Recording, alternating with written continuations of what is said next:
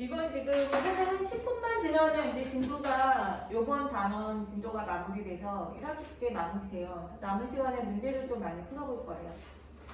자, 호흡부터 다시 한번 정리해 볼게요. 호흡은 광합성과 반대 방향이죠.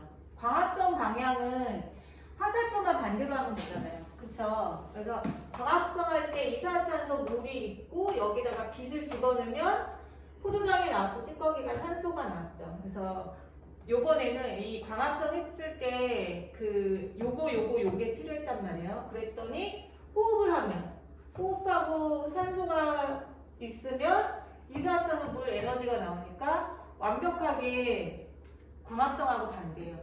그래서 이산화탄소와 물에다가 빛을 집어넣으면 포도당,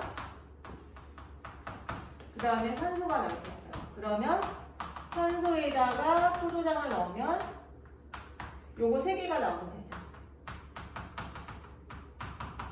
이렇게. 그래서 얘가 광합성, 얘는 호흡. 그래서 반대라고 생각하세요. 자, 그러니까 광합성 외워서 그걸 화살표만 반대로 해주려는 얘기예요. 그래서 식물체를 구성하는 모든 살아있는 세포. 그래서 모든이 가장 중요하죠. 모든. 그리고 관과 낫에 관계없이 항상 일어나고 호흡을 안 하면 얘는 죽은 거예요. 자, 그래서 한쪽은 시금치가 있고 한쪽은 시금치가 없다. 그러면 시금치가 있는 쪽은 석회수가 뿌옇게 반응해야 돼요. 그게 살아있다는 증거가 되는 거죠. 자, 그래서 문제를 풀어보면 기억에 들어갈 건 포도당이에요. 포도당이 아니라 단백질이나 지방 아니에요. 이럴 수 있는데 지방은 탄수화물 덩어리예요. 탄수화물을 압축해 놓은 거거든요. 그러니까 지방을 분해하면 어차피 포도당이 나와요. 그리고 단백질은 직접적으로 그렇게 그 호흡에 관여하지 못해요. 그러니까 여기는 포도당이 맞아요. 그 다음에 니은은 에너지겠죠. 그래서 몸이 따끈따끈해져야 돼요. 자, 2번에 1번에 낚이면 안 돼요. 밤에만 일어나면 낮에는 죽어있어요. 이런 뜻이에요. 자, 모든 살아있는 세포가 맞는 얘기고요. 호흡이 필요한 포도당은 누가 만들었죠? 생산자인 식물이 만들었죠? 그러니까 광합성 할 수 있는 애가 광합성을 통해서 만들었어요. 자, 호흡에 생성된 이산화탄소는 광합성할 때 다시 사용되죠. 자, 그 다음에 3번, 1번 볼게요. 석회수를 뿌옇게 변하게 하는 거는 A예요. 왜? 석회수는 이산화탄소하고 반응하니까. 자, 석회수를 뿌옇게 변하게 하는 기체의 종류는 이산화탄소예요.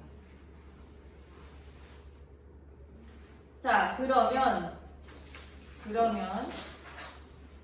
이제 식물의 호흡을 좀 더 구체적으로 갈 텐데, 자, 이 말로 혼돈하면 안 돼요. 기체 교환은 낮과 밤이 반대로 일어나긴 해요. 그쵸? 그렇다고 해서 밤에만 호흡하는 건 아니라고 했어요. 자, 그래서 첫 번째 볼게요. 낮에는 광합성을 호흡보다 많이 해요. 광합성을 엄청 많이 하거든요. 그러니까 이산화탄소가 많이 필요해요. 그래서 이산화탄소가 많고 산소가 적어요. 필요한 산소의 양이 적단 말이에요. 그러니까 이산화탄소, 산소는 뭐냐면, 자, 이게 광합성 양이고요. 이게 호흡의 양이에요. 그러니까 호흡의 양은 조금이고 광합성 양이 많기 때문에 버리는 산소 양이 많아질 수밖에 없어요. 자, 그래서 겉으로 산소가 방출되는 것 뿐이에요. 자, 밤에는 호흡만 해요. 그러니까 이산화탄소를 방출하겠죠. 자, 광합성과 호흡은 완전히 반대죠. 반대로 되어 있고, 광합성은 양분을 만들어서 저장하는 과정이고, 호흡은 양분을 분해해서 에너지를 생성하는 과정이에요. 일어나는 장소는 엽록체, 그 다음에 세포, 호흡은 모든 살아있는 세포. 일어나는 시기는 광합성은 낮, 호흡은 항상. 흡수하는 기체는 이산화탄소, 방출은 산소. 호흡은 산소를 흡수하고 이산화탄소를 방출하게 되는 거죠. 자, 그 다음에 이거는 이제 요즘에 많이 안 내거든요. 근데 너희 중간고사를 만약에 본다. 자, 그럼 범위가 중간고사, 기말고사 이렇게 나눠지면 시험 문제 나올 수 있고요. 중간고사 안 본다. 그래서 1학기 내용을 한 번에 본다. 만든다 그러면 좀 빠질 확률이 높아요. 근데 광합성으로 만든 양분은 어떻게 사용하니? 그러면 결론 보세요. 호흡으로 생명활동에 필요한 에너지를 얻는 데 사용하고 몸을 구성하는 성분이 돼서 식물이 생장하는 데 사용한다. 맞죠? 그래서 광합성을 잘해야지 식물이 쑥쑥 자라요. 자, 그 다음 이동은 지난 시간에 했죠. 설탕으로 바꿔서 밤에 체관을 통해서 온몸으로 운반된다. 그런데 이 식물마다 변형해서 저장하는 형태가 달라요. 그러니까 나는 녹말로 저장할래. 그런 애는 감자 고구마로 저장하는 거고요. 나는 포도당으로 저장할래. 그러면 양파 포도는 포도당으로 저장하는 거고, 나는 이 포도당을 지방으로 저장할래. 그러면 땅콩이나 깨가 지방으로 저장하는 거예요.